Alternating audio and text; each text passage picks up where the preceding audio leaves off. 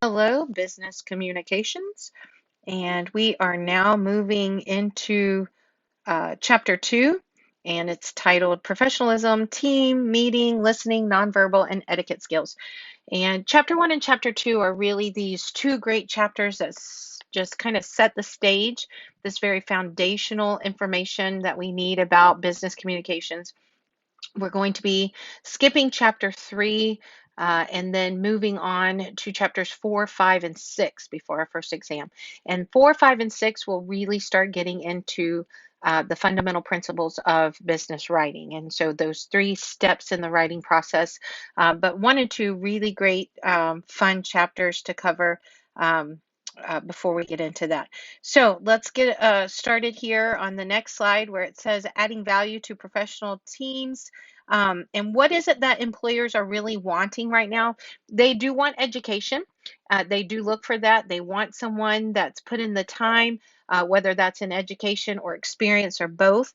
Obviously, they do want hard skills. They do remember the difference between hard skills and soft skills. Hard skills being those taught courses like how do I program this? How do I run this program?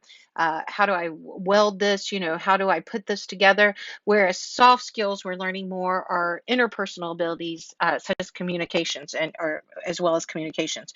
And so they want the whole enchilada, so to speak. They want education, they want experience, they want those hard skills, but they most definitely want those soft skills. And we're talking more and more about the importance of those soft skills.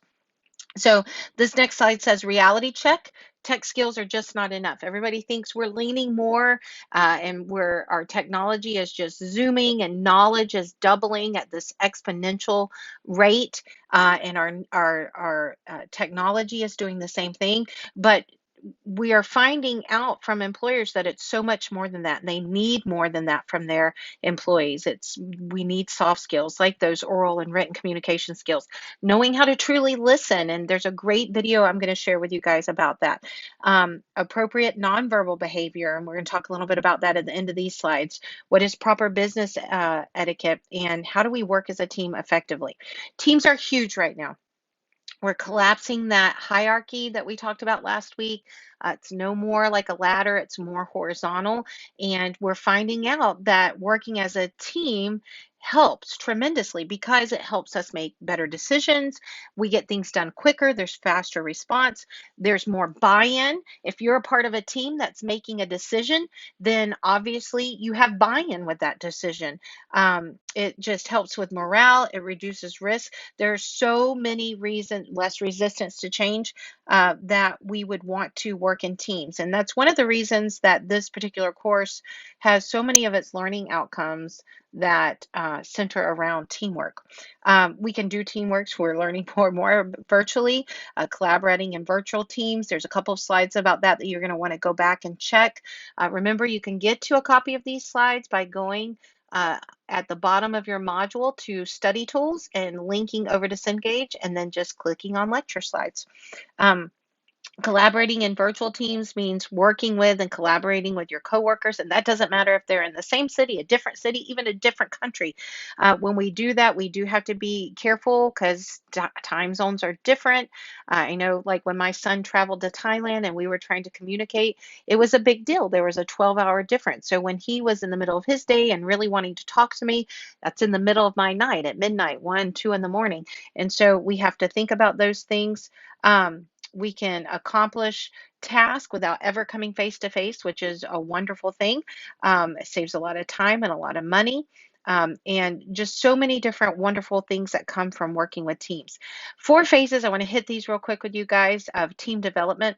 First thing we have to do is we have to form those teams. We got to put those teams together, select members, talk to those members, identify who those members are, invite them in, get them started. We've got to become acquainted with one another. We've got to immediately start building trust so that the atmosphere is what it needs to be in order to collaborate. And that's all forming. We're forming the team, we're forming the trust, we're forming the rules, that kind of thing.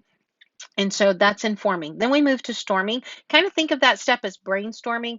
We're brainstorming what the problems are, and then we're identifying the specific problem we're wanting to effectively get rid of or accomplish or find a resolution to. We want to collect all the information we can when we're brainstorming. We want to establish how are we going to decide this? How are we going to decide what is the most effective way? We want to prioritize. And then we go to norming, where we discuss all of our alternatives. We evaluate all the outcomes and we start prioritizing alternatives. And then, and only when we get to this last step, it is so rewarding, but it is very difficult. A lot of teams fall apart, even in those first two steps.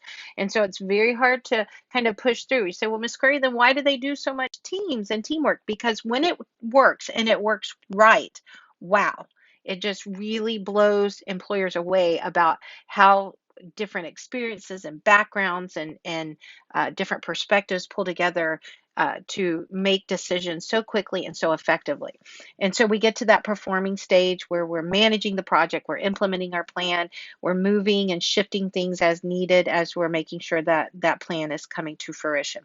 Now, when we're working in teams, obviously there's positive things about teams and there's negative things. And how we be a good team member is we make sure we set rules and we abide by those rules. We analyze the problem, we contribute our ideas. We're not afraid to put out our ideas when we're there in the middle of team meetings. We gather information before going in. We listen. We don't just sit there and hear, we listen. We really actively listen. We encourage participation from all points. But just like people can be a positive team member, they can also be a negative team member, and there's negative behavior. We can block other people's ideas. We can contribute to groupthink, which is in your book. Look at that. You want to know what that's all about. When one person kind of emphasizes what they want, and because no one else wants to speak up, everybody just goes with the one guy. That's not a team. That's not multiple perspectives. That's not multiple years of experience. We don't want to waste a group's time. We want to make sure that we're asking questions when we need to ask the questions while we're in the meeting, not waiting till the meeting's over and then rehashing things. We want to stay on task. So there are things that could cause you to participate in what we would call negative team behavior. We want to decide how are we going to reach this decision? Is it going to be by majority? Are we going to average? Is it going to be by minority? There will always be conflict when working in teams. Hopefully it's minimal and a little conflict helps. It pushes a team forward, but you definitely don't want to be continuously striving in conflict and moving in conflict. And so there are steps to dealing with that. I want you to check that out in the slides and in your chapter. You've got to listen, you got to understand really what's going on, listen to everybody's point of view, pull in all the commonalities that you can, and find some common ground, invent new problem solving options if that's necessary, and then reach an agreement that you feel like is going to be productive and fair. All right, so next we're going to move from team working to meetings. I know a lot of you probably hate meetings, but and rightfully so. We've all been in meetings that we're like, why did we just waste an hour of our life to do that? So please meet only when the topic demands that rich medium of face-to-face contact and discussion, because there's no sense in doing it if it can be done quicker. Remember, time is money in the business world. Invite the right people. Nobody needs to be sitting in there if they can't be effective or help, or if they don't have what you need to pull in. Don't make them come in. Use digital calendars. Those are so effective when setting a meeting. They send reminders for you. They help tremendously. Make sure you have an agenda. You shouldn't even really do a phone meeting without having at least a mini agenda. When you're running that meeting, you have some responsibilities for running it. You need to make sure that you're there on time, you start on time, you have someone taking minutes for you because you're running the meeting. You can't do both, it's too distracting. Make sure you're willing to confront conflict when it comes. Remember, it's going to come, but we need to handle it, and someone needs to be the lead on handling and working the team through that. You want to always encourage participation, and you want to break the meeting up where you're continuously summarizing what's happened and move on. What's happened just now and move on. When you finish the meeting, you want to follow up correctly, distribute meeting minutes. You want to make sure that you remind people of what they're supposed to be doing before the next meeting, and so on and so forth. Be a good participant. It's more than just running a meeting. It takes everyone being active for a meeting to be effective. So make sure you come early. Make sure you come prepared to listen and be productive. If you're not actively listening, you're not going to be productive. Be energetic and pleasant. Be very positive when you're in one, and be productive. Give credit. Don't steal people's credit. I've seen people that out in the hallway discuss with someone an effective way that a resolution could be brought to a situation, and then they go into a meeting, they take it like it was their own when really someone else. So don't do that. That's not ethical. You want to continue to make sure that you express your views in the meeting. Don't do 2 or 3 hours of follow up just because you didn't want to speak up in the meeting. That's the time that we've set aside to get things done. Virtual meetings with audio conferencing, they're very simple, very effective. Make sure you look through these slides that are about those virtual meetings. We're going to be involved with some of. There's also web conferencing that's available when planning. It's very similar to whenever you're doing a face-to-face meeting, but there's that added element of technology that you want to make sure everybody knows and is on the same page with what type of technology is being used, so that you're not wasting time ahead of time. And you got to put some parameters just like you would in a regular meeting, but you have to let people know, okay, we're going to save questions until the end so it's not confusing. We've all seen the memes that are going around about Zoom meetings right now, right? So we want to, avoid that. And then the last little section of this is about nonverbal communication.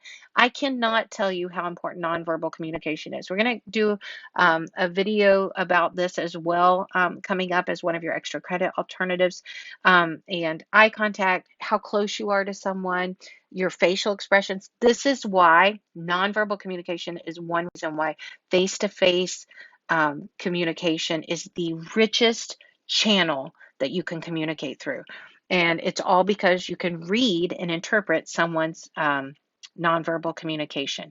Um, we want to be very professional, always maintain eye contact, good posture, take down and eliminate physical barriers if you can't, so people aren't distracted. Make sure you're reading people right, so that you're picking up on those nonverbal cues and understanding what's going on. Allow for things like people coming from different backgrounds and cultures that affects the way people communicate.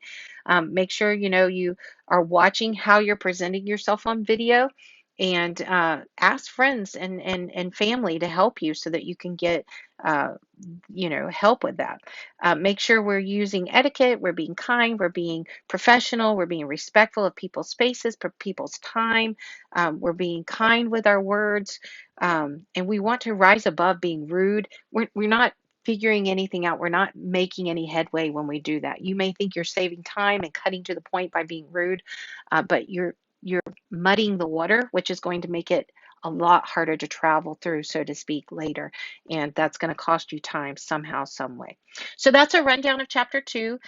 You can go through the slides on your own, but if you've listened all the way to this point, obviously you kind of wanted to get someone's help with a rundown.